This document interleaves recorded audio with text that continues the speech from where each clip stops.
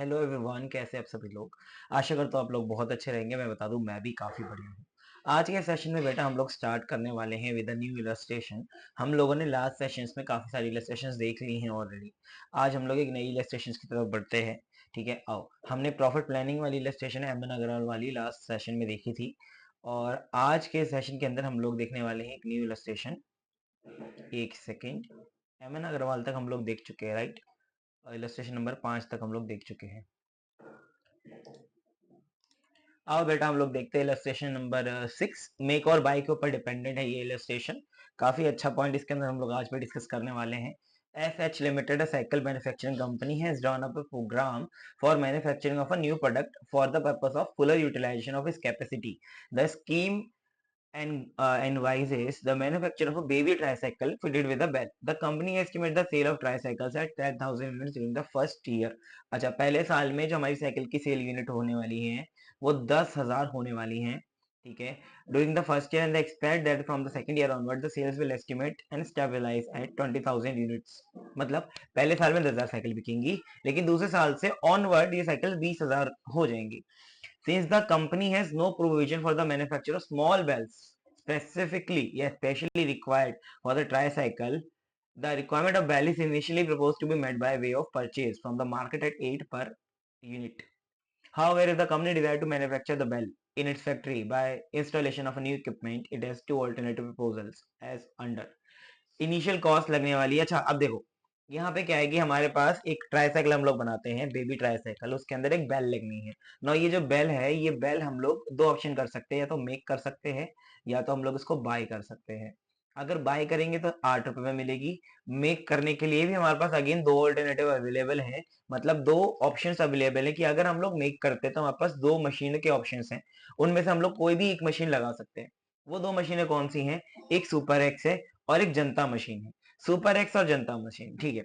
अभी ये दोनों मशीनों में से कौन सी मशीन चूज करनी है? अगर बाय में जाते हैं, सॉरी अगर मेक में जाते हैं, अगर बाय में जाते हैं और मेक में, दोनों को बेसिकली कंपेयर करने। देखो, अगर आप बाय करते तो 8 रुपए पड़ता है।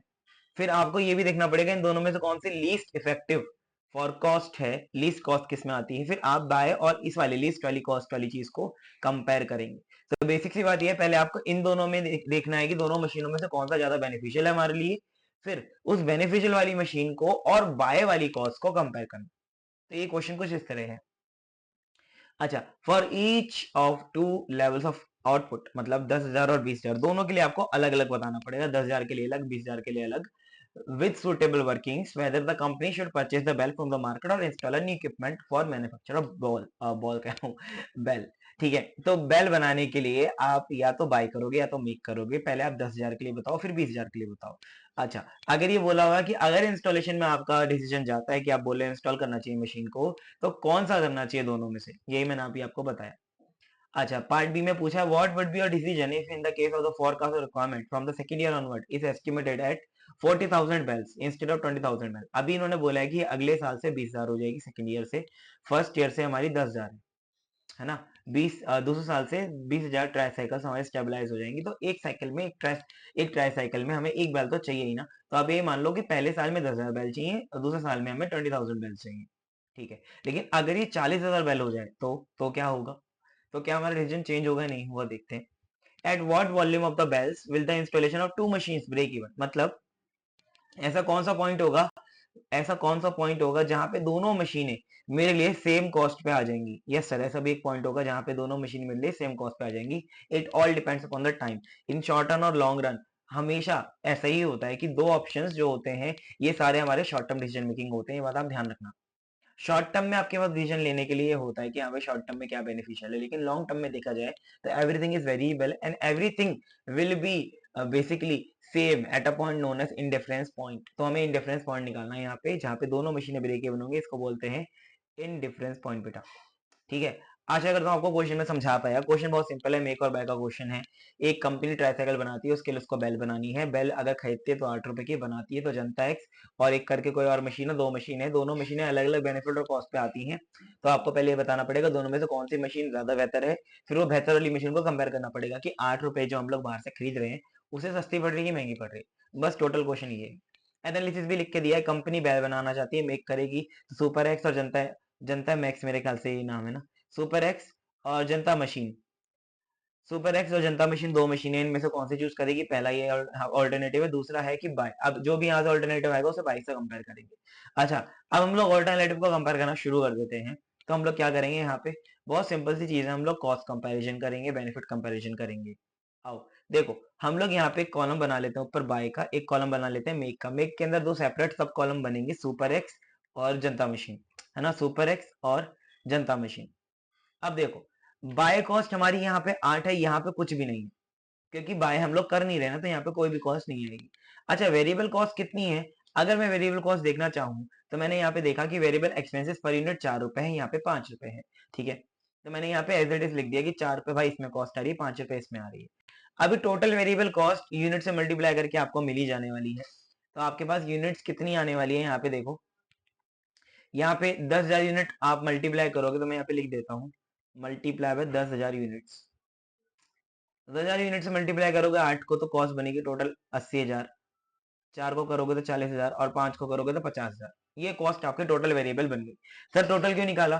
बेटा अब कोई वेरिएबल कॉस्ट के अलावा आपका कोई कॉस्ट नहीं है, इसलिए मैंने इसको टोटल निकाल लिया ताकि मैं इसमें से फिक्स कॉस्ट मैनेज कर सकूं और प्रॉफिटेबिलिटी की तरफ बढ़ सकूं। ठीक है, क्योंकि यहाँ पे आप एक भी बात ये भी समझोगे कि दोनों के अंदर मेरा जो कैपिटल एक्सपेंडिचर है, फिक्स कॉस्ट है, वो दोनों में सेपरेट है। That is why in this scenario the cost, the fixed overhead, वो दोनों यहाँ पे अलग अलग है। देखो, एक में 54, एक में 28। दैट इज वाई ये हमारे लिए अभी रेलिवेंट कॉस्ट बन जाता है। समझे आप मेरी बात को? रेलिवेंट कॉस्ट फिक्स कॉस्ट नहीं होता, बट वहां पे हो जाता है जहां पे दोनों ही डिसीजन मेकिंग में वो कॉस्ट अलग अलग हो। ठीक है, तो मैंने टोटल कॉस्ट निकाल ली वेरिएबल वाली, इसके बाद मैंने निकाला टोटल फिक्स्ड कॉस्ट, इसके अंदर डेप्रिसिएशन निकाला। जब आप लोग बाय करेंगे तो कोई डेप्रिसिएशन का कॉस्ट नहीं आएगा, ना ही कोई फिक्स कॉस्ट आएगा, क्योंकि बाइंग में आप केवल 8 रुपए पे करोगे per unit.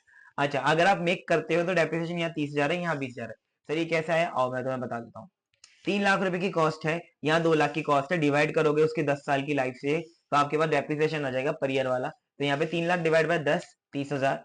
2 lakh divide by 10, 20,000। तो 30 और 20 हमारा डेप्रिसिएशन आ गया। अदर एक्सपेंस हमारे फिक्स वाले 54 और 28 है। 54 और 28 मैंने लिख दिया। यहाँ पे टोटल कॉस्ट मेरे पास 80,000 है, यहाँ पे टोटल कॉस्ट 1,24,000 है, और यहाँ पे टोटल कॉस्ट 98,000 है। ये तो बात हुई कितने यूनिट की? सर 10,000 यूनिट में। ये हमारी कहानी है। अगर आप यही सेम कहानी बिठाना चाहते हैं, क्योंकि क्वेश्चन ने बोला भी है कि अगर ये 10,000 के लिए आपको बताना है पहले, तो फिर 20,000 के लिए भी बताना है। तो 10,000 में तो मुझे साफ दिखाई दे रहा है कि टोटल कॉस्ट मेरे पास सबसे कम जो पड़ रही है वो पड़ रही है बाय वाले में।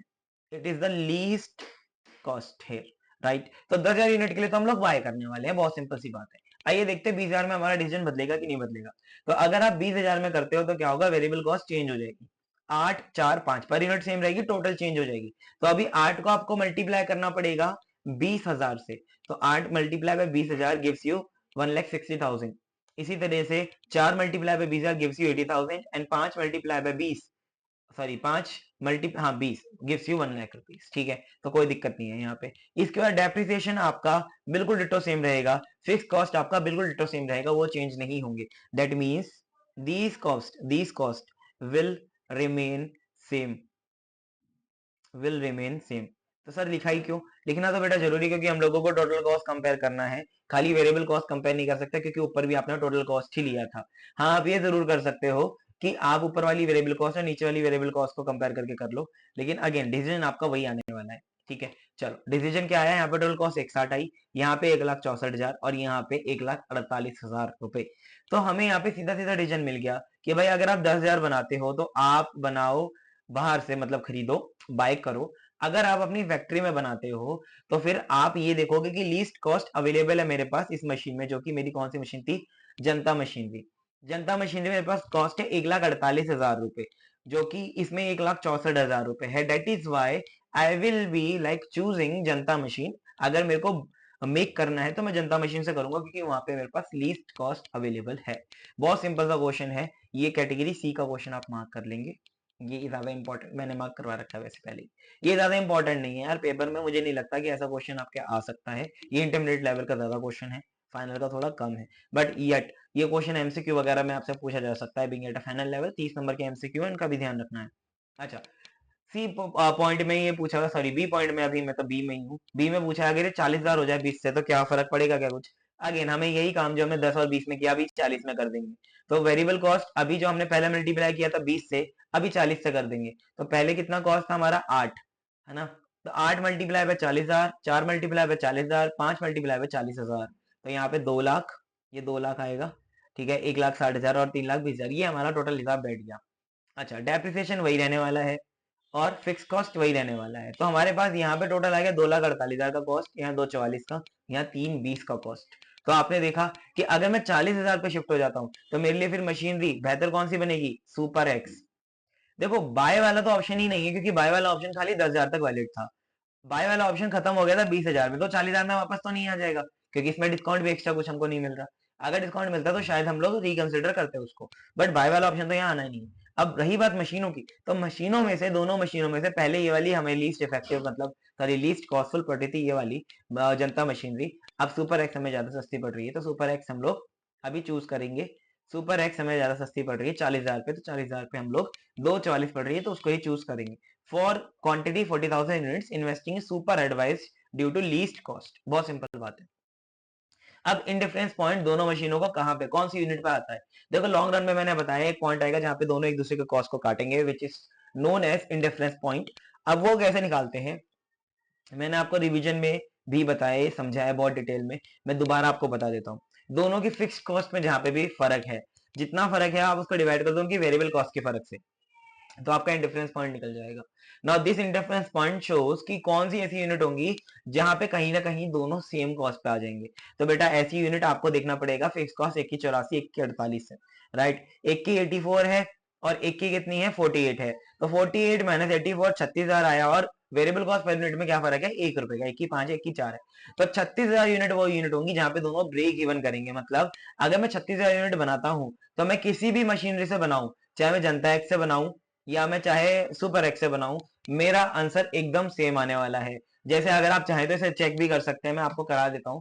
देखिए मेरी बाय कॉस्ट कितनी है, 8 रुपए। अगर मैं 36,000 यूनिट बनाता हूँ, सॉरी इसे तो छोड़ ही दो, बाय में तो हमें करना नहीं है, 4 रुपए है। 36,000 यूनिट बनाता हूँ तो 1,40,000 यहाँ पे वेरिएबल कॉस्ट आ गई, और यहाँ पे 5 मल्टीप्लाई है 36,000 यूनिट, यहाँ पे कॉस्ट आ गई 1,80,000 रुपए, राइट सर। अब मेरी फिक्स कॉस्ट कितनी है, मेरी फिक्स कॉस्ट यहाँ पे है 54 और 30, तो 54 + 30 मतलब 84,000, तो 1,44,000 प्लस 84, तो ये आ गई 2,28,000 पे टोटल कॉस्ट, राइट सर। और यहाँ पे टोटल कॉस्ट कितनी है, 180 प्लस मेरे पास 20 है, प्लस मेरे पास 28 है, तो आप देखोगे यहाँ पे भी कितना आ गया, 228। तो आपने ये पाया कि दोनों यहाँ पे कॉस्ट क्या हो गई, बराबर हो गई। This is the point which is known as indifference point. तो अगर आप 36,000 यूनिट प्रोड्यूस करते हो बेल्स की, तो फिर आप किसी भी मशीन से करो कोई फर्क नहीं पड़ेगा। बट अगर आप 40,000 करना चाहते हैं, क्योंकि 36,000 में वो break even point, indifference point दोनों मशीनों का हिट कर गया था, उसके बाद कॉस्ट डिक्रीज होना चालू होगी। तो कॉस्ट क्योंकि डिक्रीज होना चालू होंगी, तो हमने ये पाया कि भाई कॉस्ट डिक्रीज होने के बाद में हमें जो मशीनरी सस्ती पड़ने वाली है वो सुपर एक्स पड़ेगी। 36,000 के बाद जो पॉइंट है हमारा, उसमें हमारी ये वाली मशीन सस्ती पड़ेगी। तो ग्राफ कुछ इस तरह जाएगा कि अगर मान लो दोनों की कॉस्ट यहाँ पे चल रही थी, इस तरह चल रही थी, अलग अलग अलग अलग, तो कहीं ना कहीं ये नीचे जाएगी और ये ऊपर आएगी, तो ये दोनों एक दूसरे को काटेंगी। फिर ये वाली कॉस्ट नीचे चली जाएगी, वो और ऊपर चली जाएगी। तो ये वाली हमारी जनता एक्स थी, सॉरी ये वाली हमारी सुपर एक्स थी, सुपर एक्स थी, और ये हमारी जनता मशीनरी थी। ठीक है, तो जनता मशीनरी पहले तो कम थी, फिर ये ऊपर जाके बढ़ गई। सुपर एक्स पहले तो ज्यादा थी, लेकिन ब्रेक इवन काटने के बाद वो नीचे गिर गई। ठीक है, तो ये ऐसा कुछ ग्राफ हमारा कॉस्टिंग का यहाँ पे बनने वाला है।